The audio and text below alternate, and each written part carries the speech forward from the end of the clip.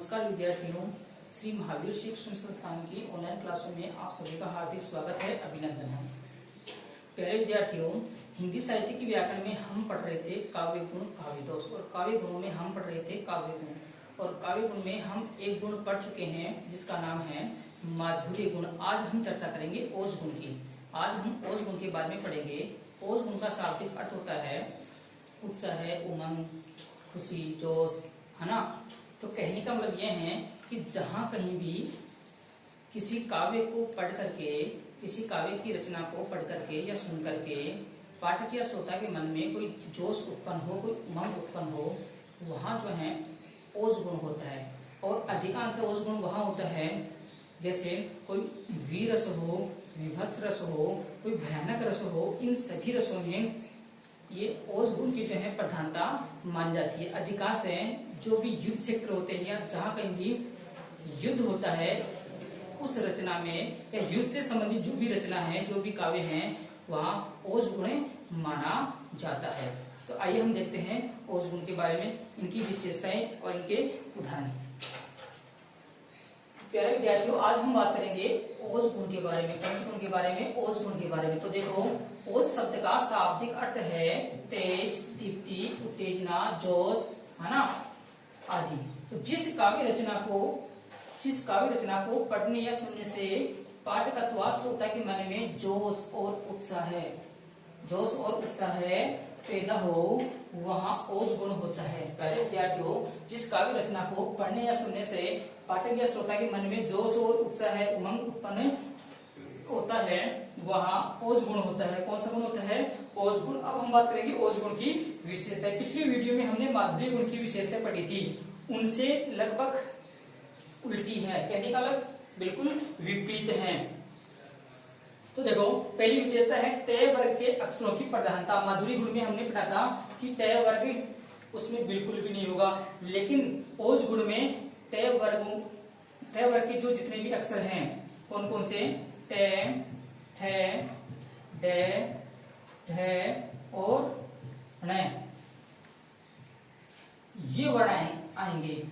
ओज गुण से संबंधित जो भी रचना होगी, उस रचना में टय वर्ग के अक्षरों के वर्णों की प्रधानता होगी। टय वर्ग के अंतर्गत ये 5 वर्ण आएंगे, ये हमें देखना है। माधुर्य गुण में हमने पढ़ा था कि टय वर्ग बिल्कुल भी नहीं आएगा, है ना, लेकिन इस ओज गुण में टय वर्ग के अक्षरों की प्रधानता होगी। इसके बाद में द्वित्व वर्ण का मतलब जो आधे वर्ण हैं, जो दो वर्ण आते हैं, जैसे छ, है ना, ऐसे छ, है ना, द्वित्व वर्ण। इनको हम क्या बोलते हैं? द्वित्व वर्ण बोलते हैं। ऐसे बनाएंगे। इनके अलावा संयुक्ताक्षरों की प्रधानता होगी।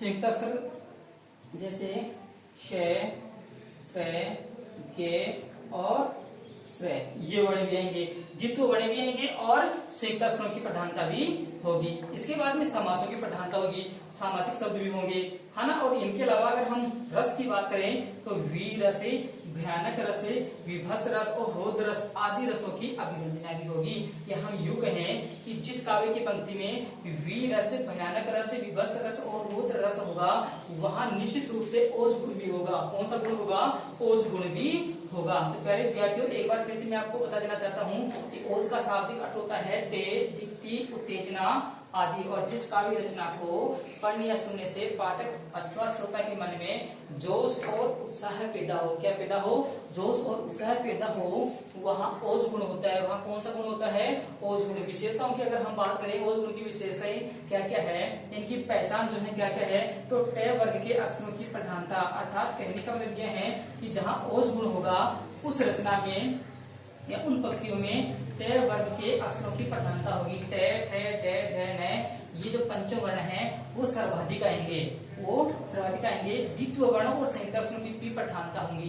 द्वित्व वर्ण भी ज्यादा आएंगे और संयुक्ताक्षर भी आएंगे। समासों की प्रधानता भी होगी, सामासिक शब्द भी आएंगे और वीर, भयानक, विभत्स और रौद्र रसों की प्रधानता भी होगी। अर्थात कहने का मतलब यह है कि जहाँ वीर रस, भयानक रस, विभत्स रस और रौद्र रस होगा, वहां निश्चित रूप से कौन सा गुण होगा? ओज गुण भी होगा। आइए हम उदाहरण देखते हैं कि देखो, ओज गुण के जो उदाहरण है वह कौन कौन से हैं। देखो, है रुंड गिरे गज झुंड गिरे, कट कट अवनी पर सुंड गिरे, ऊपर है विकल वितुंड गिरे, लड़ते लड़ते अरि झुंड गिरे। ये भी एक युद्ध क्षेत्र का वर्णन है। किसका वर्णन है? युद्ध क्षेत्र का वर्णन है। है रुंड, है यानी घोड़े, है रुंड गिरे, गज झुंड गिरे, गज गज यानी हाथी, हाथियों के जो झुंड है वह भी गिर रहे हैं। किसमें? युद्ध क्षेत्र में।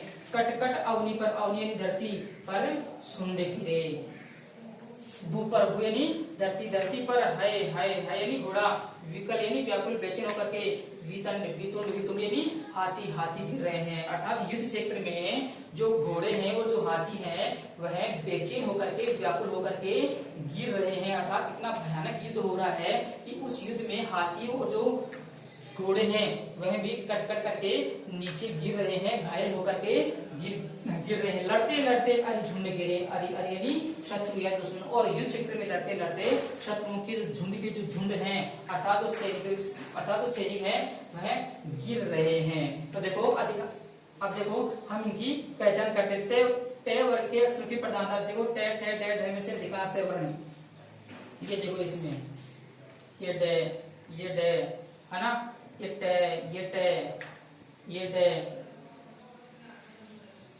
वितुंड, वितुंड में देखो डे है ना, और यहाँ पर देखो झुंड में जो है डे है। तो इस प्रकार से अधिकांश टे वर्णों की, टे अक्षरों की प्रधानता होगी, है ना।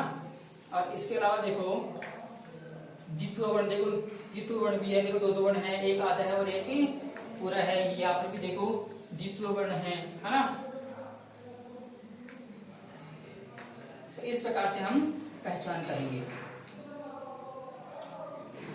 और इसके अलावा वीर, भयानक और विभत्स और रौद्र रसों की हम बात करें कि यहाँ पर जो है वीर रस है। इस पंक्ति में कौन सा रस है? वीर रस है। अर्थात हम यूं कहें कि जहां कहीं युद्ध क्षेत्र का वर्णन होगा वहां रस तो कौन सा होगा?